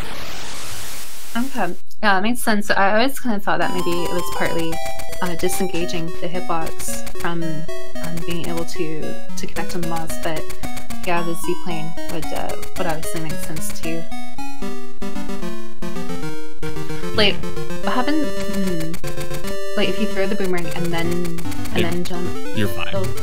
No, if you as long as you're on the ground when you throw the boomerang, it'll be on the lower plane and you can jump around as necessary. But if you jump before you throw the boomerang, then it'll just go over Manhandla no matter how accurate you are. Yeah, no, for sure. It was after throwing it that was a little unsure on, but it doesn't really change too much in the end, but it's still worth knowing, fun to know. Black here going to be doing some treasure hunting, some bell detecting with the help of a skullhead metal detector. He needs to pick up a bell so that he can give it to the pirate captain in order to gain access to his ship and set sail. it can be in one of 4 set locations. Black not getting first try or second try. Hopefully gonna get third here. Ooh, He got super lucky there. Are you for real? So the way that it works is he didn't know that was there. He got hit. As long as you he knew. That was damage to extreme. Oh, sorry. That was absolutely. Yeah. Not even physically, he just knew it. Saw it in the stars. RNG manipulation. Saw the cactus wiggle in a very specific manner. Just calculated. Reading the game. Beautiful. Tactical genius. What a guy. What a guy. Come up with so many strategies and, you know, just a great innovator. Luckily, you don't need the skull to fall down with you in order to activate the sequence and get the bell. If it had been 4th try as opposed to 3rd try, he would have had to go back and re-grab the bell, which would have reset which position the bell might be in. So, excellent manipulation and maybe a little, just a little bit of luck, maybe a little bit, but well, RNG is just another word for luck, right? Is that how it goes? I'm almost sure that's not true. I've seen some marathons. I thought that's how it worked, but it's similar, but I can't help it. I mean, I don't know. It's just it's a little bit, could go either way there. JC trying to do this jump, getting a little bit bothered by the keys, making it over. Gonna slowly enter into the crusher room that he wants to not hesitate in, because if he gets crushed, he will get sent back to the start of the dungeon. As Black is going to begin his conversation with some nice pirate skeletons and set sail into the wild blue yonder. I do like the tenacity to go for a lot of these tricky kind of jumps or techniques. Usually when you're learning a game, stuff like that early on when you're still learning and building muscle memory and you know, stuff like that, it can kind of pad your time a little bit to start, but you're still actively practicing it. So obviously the hope would be that JC will do those jumps as he continues to play more and more successfully, more consistent, but just kind of differences in, you know, speed philosophy, whether you go for a slower, safer, consistent strat, or you go for something potentially a little bit quicker and risky, and mileage may vary until things start to level out. But of course here we have unfortunately a cutscene that you have to be around for, otherwise it would be a decent washroom break. But we got the bell, and the pirates can go out to sea, and they are imitating Gale Seed animations for some reason. I'm not entirely sure. It might be why they're blue instead of red. The red one just part of the theme, but you would think that the undead would not struggle too much with seasickness, but alas, it turns out that even when you don't have a stomach, you can still be sick to it. So they have to dock, which is just super convenient for us, because I don't know where we would have ended up if they did not. I don't know what the game plan was for Link, but it really worked out in his benefit here. They're really seasickness though, because if they don't have stomachs, then also they probably don't have their muscles or ligaments. So, I mean, the shaking of the boat, maybe they're actually just trying to stay still, and they don't have proper control over their body, so they move around a little bit erratically. They're really just trying to stabilize themselves, maybe.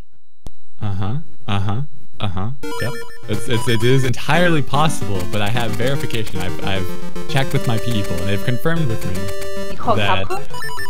Yeah, I called them up. My uncle, he works at Capcom. I called him up, and he confirmed for me that they are in fact seasick. This is also when he confirmed for me about the PS4 remaster. So I have it on good authority. Dude, your uncle is so cool. I know. It's pretty exciting. See, I feel like, I don't know, I remember being a kid, and those stories, while I'm sure completely legitimate, were fairly commonplace. So I'm not entirely trusting, but I like the cut of your jib, so I'll give you benefit of the doubt here. I appreciate that. You're nothing but a gentleman and scholar. You have been slight moosh, but you know. That's Excuse just, me? you know. What was that? What about? It's that you are a gentleman and scholar. No. We so quick. Oh, Black interesting. skipping the pose sequence right here. Very precise trick. When the torches go out, if you do not make the stairway, you will be warped to the beginning of the dungeon. But through, you know, incredible speed, and actually, yeah, some good technique, technical skill, you can get through and save a key, and obviously advance a little bit quicker. JC making short work of Manhandla. Vlack also, you may have missed it, he did a save and quit as he not entered the dungeon, but as he exited into the graveyard to start a Dungeon 7 manipulation. So part of that manipulation was making sure that those Armo statues that he got, where he pushed onto the button, that spawn was preferable and in a good spot. It also helped with the Wizrobe room before, where they all sort of line up for an easy spin slash and then a quick kill on the blue Wizrobe. And we're gonna see, hopefully he's able to extend it to kill the Magrenessus in the next screen, or in one screen over from here, and get another good Armo spawn. These jumps that you're seeing him do right now are not intended to be done without the dungeon item, which is the best dungeon item in the game. I know Dory mentioned the Magna Glove being a good item, but this is the best 2D Zelda item ever that we're going to be coming up to. But it would make these jumps a lot easier for us. Yeah, again, you're intended to jump over a 2-tile gap, so 3 is pushing it, and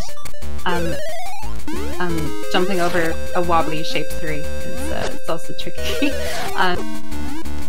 It's not too difficult with some practice, but it's still tricky. And of course, again, a big thing is that it's kind of like paper cuts, getting hit, losing resources, you lose pious seeds. Everything just ends up adding into time and your resources. So just trying to be careful, maintain it. Very important. See a good cactus pattern for JC there. So probably first try skeleton here. Might see if he waits for the visual cue to confirm that his myth. I really hate that you're accurate. If he does get first try, you're going to be validated in this blasphemy that you're committing right now into the RNG. Oh, okay. We've confirmed not his not movement any... is a little sloppy, but that's just how it goes. Oh, must have been super sloppy, ending up on a 4th try as a result. I'm gonna want to clean that up, take some notes on how to properly manipulate that bell next time. As Vlack makes short work of the second post sister. We mentioned post skip, which Vlack did at the beginning. Dory mentioned how it skipped keys. It also skipped a fight with the first post sister, who, upon being vanquished, or defeated rather, will keep the torches lit. That room that we just swam through, the torches will also go out if you don't kill the second post sister. So, unlike the first one where we can skip the Poe, in the water room we're not able to make it across, and we have to take her out for the time being. But she'll show up again. Yeah. Speaking of not making it across, Vlack did take a fall there. He used the menu buffer in order to do a mag jump, which was very good, and then also very intelligently actually went to the other screen to reset the fall position. So he did, unfortunately, of all the hard jumps, there was one mishap there. That's exactly why he went with safety there. A lot of times when you're doing a run, there's a faster way to do something, and then there's also being conscious of your own internal state. Vlack, considering how he's playing at the moment and how he's feeling, making sure to go for that safety, and it was very prudent to do so. Was able to not have to make the magnet jump again, which would also require more menuing. So taking a small hit for the added safety, and again, it turned out to be the wise decision here. And of course, in the nature of speedrunning, it's very easy to let little things get to you, or to be very stubborn with how you want to approach. So, you know, that in itself can be very tricky. But just making those little constellations and those judgment calls are very important, and they're very necessary in order to become a strong runner. And of course, Black being newer to the run itself, showing why being successful, going in, pose sister, down, blah blah blah blah. I'll translate. So if all 4 torches go out during the mini-boss fight, you get sent back to the start of the dungeon. So by making sure that he guards the torches and takes care of the post sisters adequately, he makes sure that he doesn't get sent back, which is a huge time loss because it means that you would have to redo post skip. You have to do another difficult trick again, and then you'd have to come back to the fight, obviously. Yeah. JC, in his attempt to reconcile the cactus bell RNG manipulation going wrong, as you all know, space-time are, you know, they're connected to each other, so squishing the screen, trying to gain an advantage here, I don't think it's race legal, but as it's not in the rules, there's probably no proper ruling, so we'll let it go. But unfortunately, it's still quite an advantage here for Black. Still a lot of race, but just over the course of things, just slowly mounting an advantage. Black here, gonna clean up on the last outpost to pick up the boss key so that he can go and fight Gleok, our Dungeon 7 boss. I would just like to make mention of the fact that the Dungeon 7 item is the Rock's Cape. The Rock's Cape is the best item, just because it opens up so many jump options and possibilities, and it just makes you feel cool when you're flying around with your double jump, gliding around through the skies, feeling like a little baby moosh. You know what I'm saying? Yeah, I was gonna say, I know it's color blue, and there's a feather. It's kind of wing-like, sensing a theme here, but then you just went out and said it. But I do agree. Yeah, it's definitely a very fun item. Movement items in general, I think, are some gamers' favorite things to acquire. Yeah, Gleok here for Black, again, reminiscent of the original Zelda. Have to be careful, otherwise you will get stunned on the ground. Black does have a lot of health to give, so while it could have been catastrophic in a different situation, very healthy life pool going in. A little bit slower, but again, a lot of time to sacrifice your spare, and was successful, and is now done Dungeon 7. Grabbing hold of the seeds of life. Did you get what? Grabbing hold of the seeds of life. Oh yeah. That's the 7th essence. Yeah, and in the next dungeon, we'll be flinging some gale seeds around.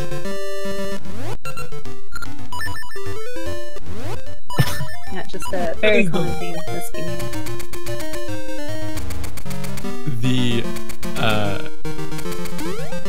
JC getting into Dungeon 7 as Black is getting out, so you're sort of seeing that time difference, a pretty significant lead for Black.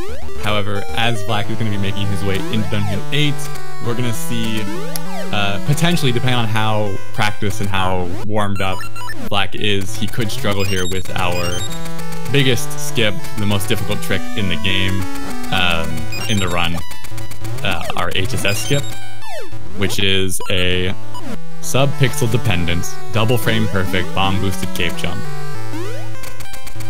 It's a lot of fun. It's a lot of fun.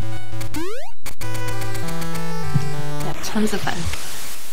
It's unfortunate that we're gonna skip it.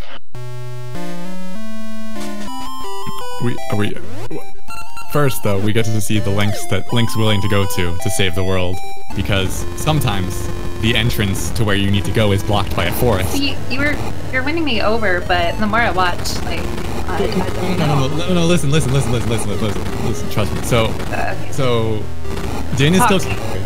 Onyx is bad. Onyx is the bad guy. We saw him. He has the armor. He's large. He's a tornado. He brings lightning down. He brought down the Temple of Seasons. This is where the Temple of Seasons is supposed to be. He sunk it down into the ground, and this is what's here. So we have to destroy. So we're really not destroying anything of value. We're destroying the ruins that he created. So there's not like there's anything here. Okay, so everything's fine. We're just destroying some already sundered land, and we're using it to defeat Onyx in the long haul, and just don't think about anything else. Like, just ignore everything else. It's like a type of terraforming, like you bulldoze and level the land in order to reshape it. Is that what you're saying? Yes, yeah, kind of. He's trying to merge the relations between Subrosians and the Overworlders, the people of Holodrum, by creating this sort of in-between zone where you have the lava here. The Subrosians can come out and hang out, and it's creating unity, Dory. That's what this is about. Bring down the wall. Yes, exactly. It's about unifying these two people groups. In no way is it a heinous crime of destruction, okay? Ooh. Well, when you put it that way, I guess I don't have much of a choice to, or rather, I don't know, where it's, I can't, I'm able to follow your train of thought, sorry.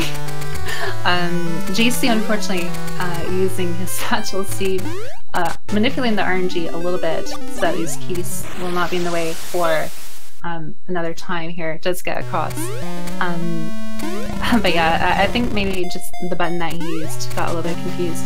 He activated the seed and then did not use the glove, or meant to do, meant to use the seed and then the glove, but yeah, just a really unfortunate log in there. Black, in our sword and shield maze, because the dungeon is shaped like a sword and shield if you open up the map, and you have the dungeon map.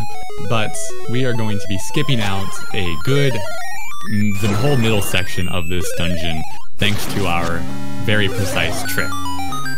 I'm going to give a very layman's version explanation of how subpixels are going to be working that Dory can expand upon if she so desires. So I think most people that are familiar with speedrunning games in general understand the concept of moving forward a pixel, just the general like distance from one part of the screen to the next. So as Link is moving pixel by pixel, he's on a particular grid that he can walk through. So if we were talking about it in numbers, if you count up by 1, he's on 1, then 2, then 3, then 4, moving forward.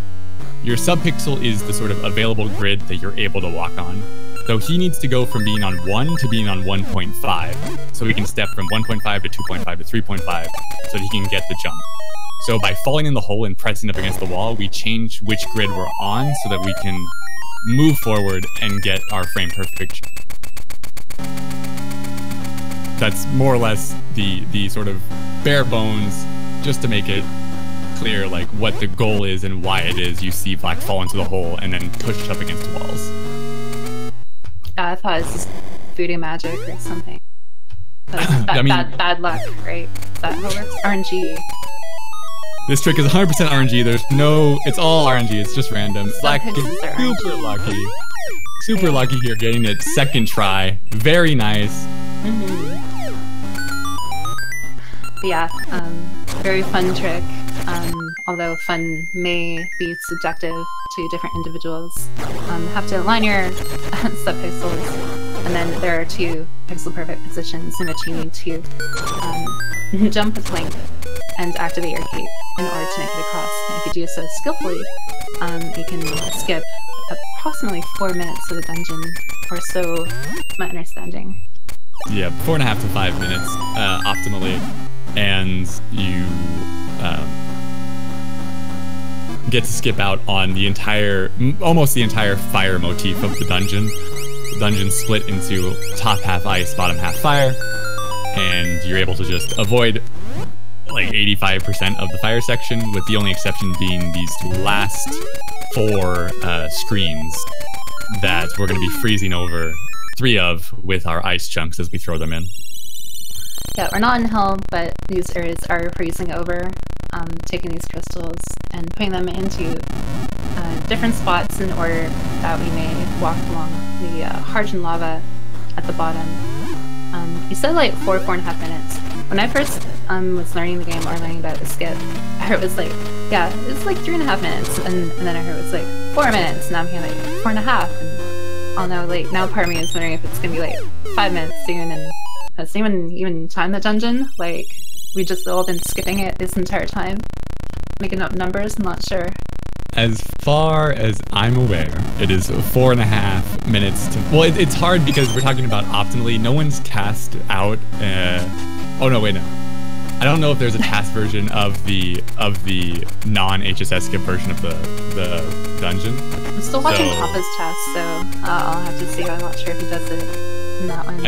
I know he does the skip, because it was always something that was there. It was just that it was only recently seen as viable for runs.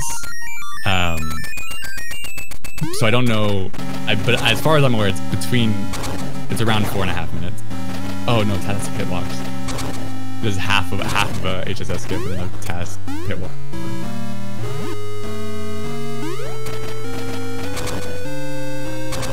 Okay. Thank you. So Black making his way through here. Obviously he has a substantial lead, so it can be really easy to miss things that go on for JC here as he's trying to catch up. He was successful in his jump to get across and swimming his way through.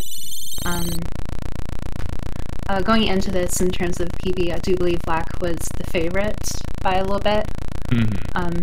Both been playing the game quite a bit, but again, just little things end up affecting a player in a run.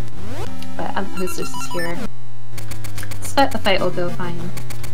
For not having the potion anymore, making the rest of the game a little bit more difficult, Gentleman maintain things fairly well for what he has to work with. We'll be heading towards the boss here pretty soon. As Black is now at Medusa. It's a pretty interesting fight, actually. Not reminiscent of Zelda 1. Actually, also a much more straightforward boss. You have to dodge over those orbs or else you'll get frozen. Although an interesting mechanic is if you are frozen, any hitbox item on screen will remain in its active state. So if you were to do something like a charge spin and then get frozen by Medusa, it would constantly be doing charge spin attacks to Medusa, which is a pretty interesting quirk regarding the fight. So, you know, in terms of tactics, that might be something that is potentially applicable. But as long as it took to say all that, Black already done with the fight. Just basically kind of a health tank of sorts, just have to whittle away at the boss.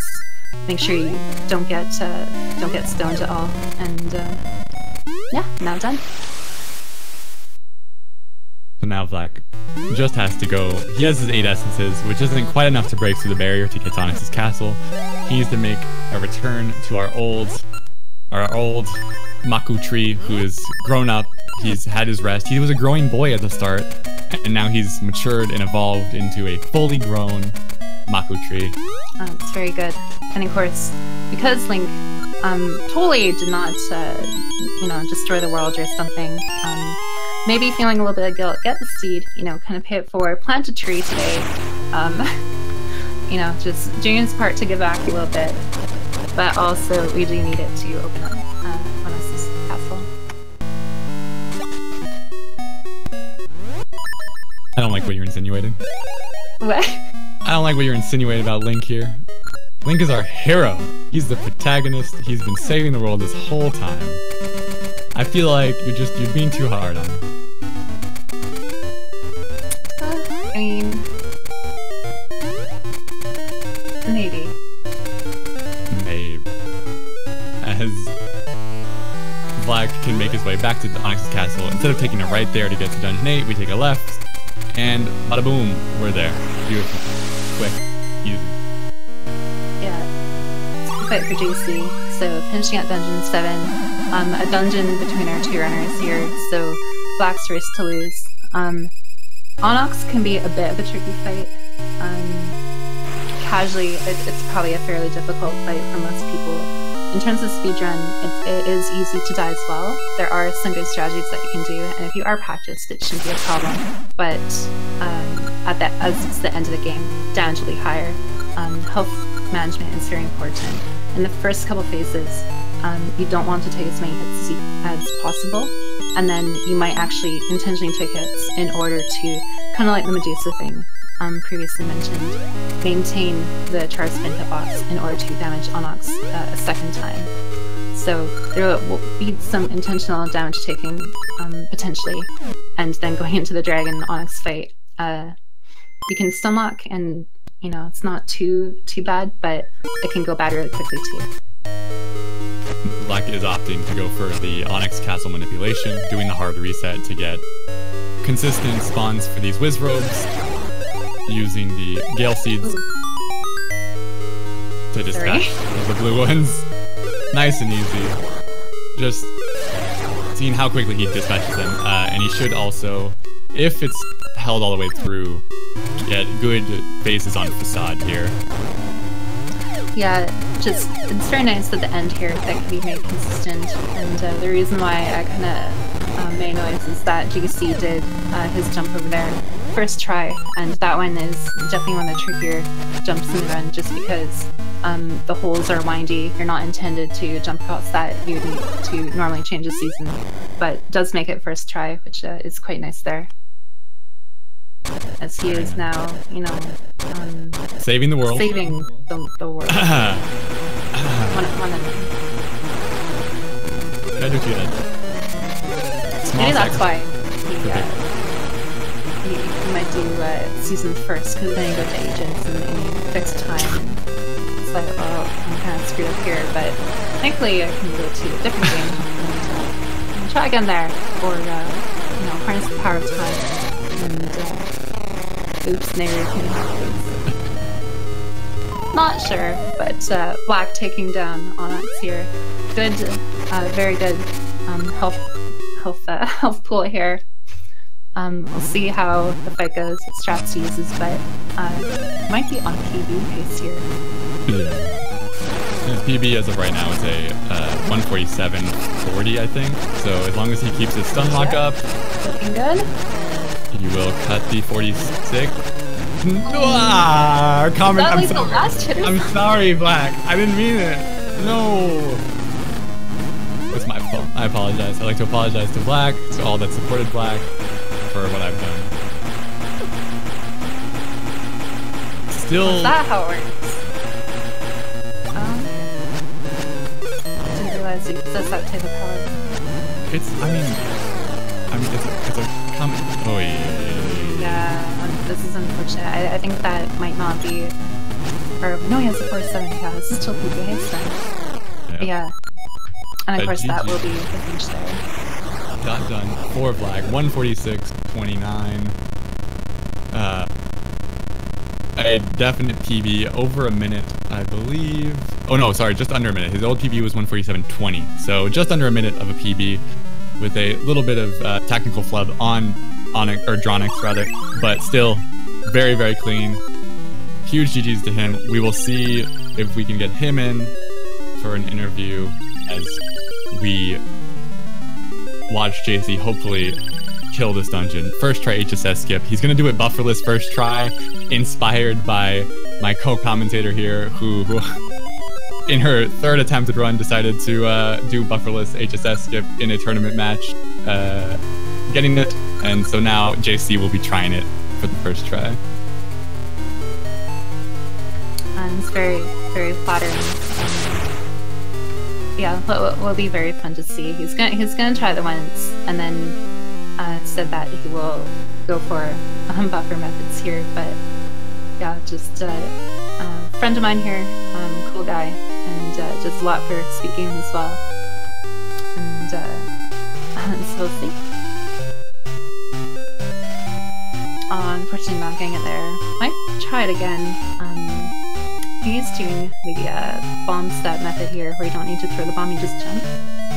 Yeah. We'll see if he tries for another bufferless, or if he decides to just go buffered and try to get it done. Yeah, it might be knowing that his opponent is finished, that pressure won't be on, but then there is the PB potential. So yeah, staying true to what he originally said. That was such a good buffer. Yeah, that's great. Ideal. Yeah, that was essentially a bufferless, but with the different input. Yeah, it's that. Obviously, there are times where you do need too many, so you try to combine that with what you would normally need to do. but just literally, it's like I'm gonna do my frame perfect buffer, into successfully getting the trick. Wait, this is incredibly clean.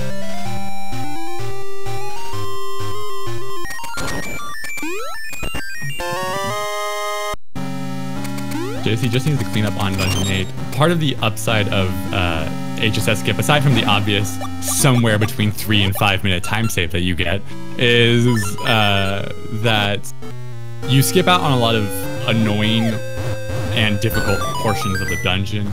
You get to skip out on an ice puzzle, on an ice side-scroller, on a lava side-scroller that's a bit of a pain, and the Dungeon 8 mini-boss, Tripolar, who is considered to be one of the more difficult mini-bosses, if not the most difficult mini-boss. So the rest of the dungeon, jaysee should be able to coast through pretty easily. Just clean up and make his way to Onyx's castle, as long as he doesn't get in too much trouble from in particular, that blue wizrobe that you're going to see on the next couple of screens. Who is the worst enemy, or one of. But so unfortunately here, Black is declining an interview here. But regardless, still very good games to him. Congratulations on the PB as well. So big day. And it's a lot of fun to watch. Very well played.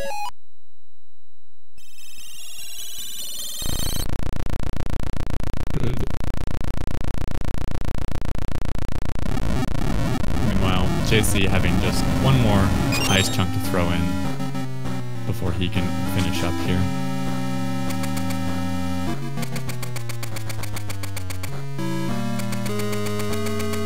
And he has a lot of seeds. One of the benefits of getting an early HSS skip as opposed to a later one, obviously you just want first try HSS skip every time because you would be a fool to not want that.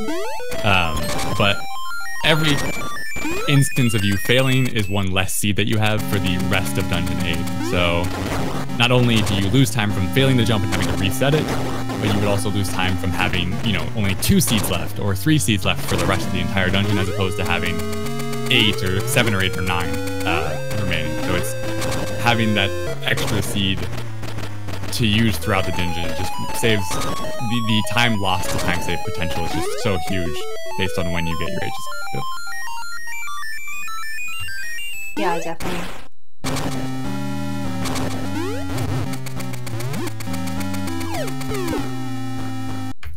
Yeah, almost done here. It's the final chunk. We'll be making its way to Medusa. Yep, just the name of the game. Resource management, maintaining resources. In this case, Team Heartring, paying off pretty good. But I'm picking up some bombs, which I'm not sure how much you had before, but obviously thinking of the facade, very intelligent decision there to go for them just in case. You can get bombs during the facade fight with the spiders, but it's not a guaranteed drop. So while you have the chance, you can just open a chest that's very conveniently placed, and you have no worries. Very good.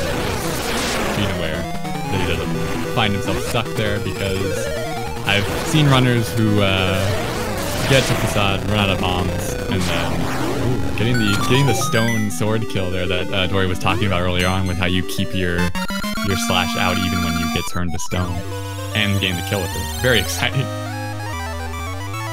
Yeah, definitely. It's speed tech that also doubles as your excuse to making a mistake. Oh, I meant to get hit there. He was going for swag. It was all style points there. He wanted the stone kill. Listen. Look at the frame data. Look at that gets taken in place. Sword swings are X amount of startup frames active and covered. Getting frozen there. I'm sure I wait. Game, just the games. The games are getting frozen. Your next run where you implement these getting stoned on Medusa strats for the sake of time save. Really excited to see that.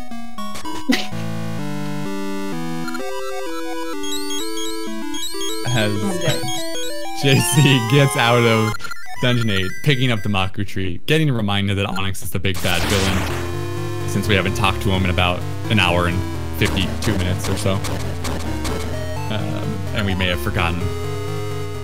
Yeah, if you ended up falling asleep for a little bit, kind of woke up from afternoon nap, no, this is not Ocarina of Time, that is not an Iron Knuckle, that is the final boss of the game.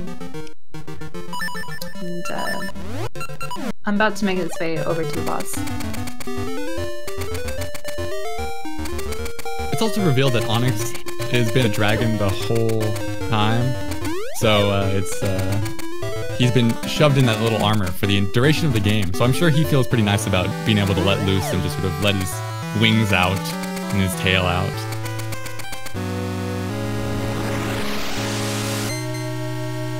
Not just out and proud, being a dragon.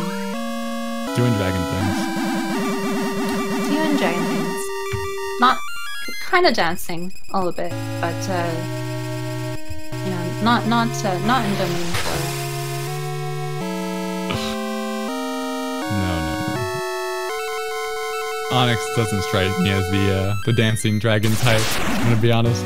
I mean, maybe they like drew straws or something, and he's like, oh, I want to be in a dancing dragon dungeon. I want to be in a dancing dragon dungeon. And then Goma's like, yes, got Dungeon 4. There's a different version of the game where Goma is the final boss, and Onyx is just hanging out in D4, dancing around.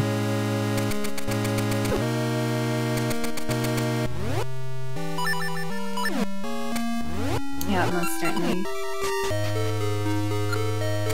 JC not going for the Onyx Castle manip, just gonna do it live, get it done.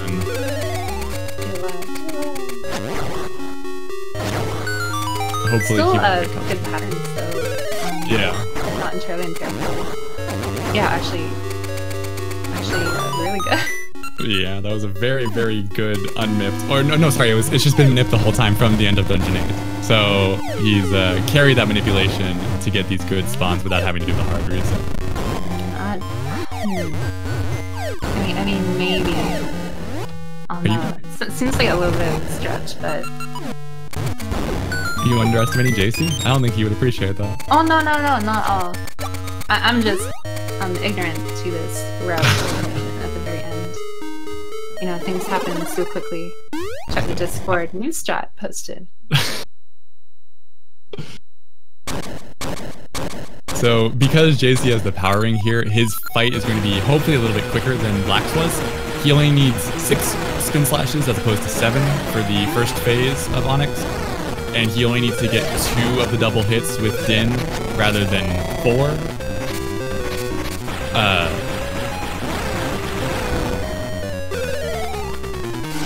So there you go. Second phase of Onyx.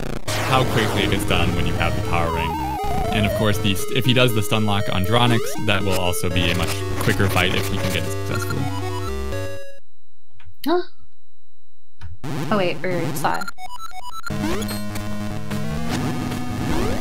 Honestly though, like, as a kid, it was like, whoa. This fight. Oh no. Ooh. Still got some very good hits, but yeah. Partial stun lock and gets a good attack pattern with the side swipe, so it doesn't have to worry. Oh, it doesn't have to worry about. Well, hopefully, it doesn't have to worry about. Okay. Yeah, we're gonna take off just as safety here. Wants to avoid that extra half a heart of damage per fireball hit. I can definitely add up. And with how sorry, GG's to JC here. He will finish in second place with that official Astral time of 1 hour, 57 minutes, and 59 seconds. Unfortunately, not a PB for him, but still a very good race. And like again, like that HSS, that was so good. Very, very good HSS skip. Very, very strong finish. We got a little bit of a tough Dungeon 3 using the potion, and then a death in Dungeon 5. But after Dungeon 5, very solid all the way through up until the end. And a very, very clean HSS, of course.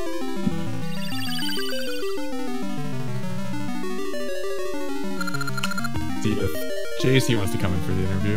Oh, he is. Like he will be. In fact, here, I think we can pull him up to have a nice little chat. GG's JC. Hello. I was ready to quit this race at around, let's see what mark that was. Right around the 50-minute mark. What was the 50-minute mark? I got to Bomb Flower, do the reset, and get the save and quit in. And right before that, I also missed one of the Pegasus seeds on the trees. So I lost 6 of them. But then it didn't matter since I reset all the way back right before that. Let's see. We had 4th try, dig, and hole.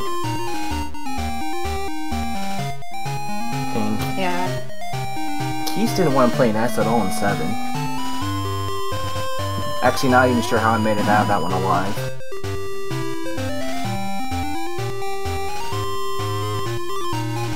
But that buffered HSS skip though. I did the first try unbuffered. I just didn't get the jump off in time. I was late. You did a 1 buffer HSS skip, which is the buffered equivalent of a bufferless HSS skip. Yeah. So. On the second try? Yeah, it was very impressive to watch. Like, I mean, I saved like a minute 20 on my PB on that one. In Dungeon 8? Yeah. Wow. Well, that's good to know though. As far as future runs, you just know that you have that almost minute and a half of time save just from a good HSS skip and pretty solid play. I know you weren't a fan of the keys in Dungeon 7, but your plays through D6, D7, and D8 were all very solid. I think overall, I think you just got a little bit tossed around in the early game. To losing that potion on Matsu like sort of set you back a little bit, along with your save and quit minus the save part. Yeah. Yeah, I played Matthew a little bit too dangerously, because if you get the bad pattern, you can technically get a spin off and not get hurt if you do it right. And I was banking on being able to pull that off, but oh well. Yeah, there was the heart drop there, so my kind of instinct when watching was to go for the heart.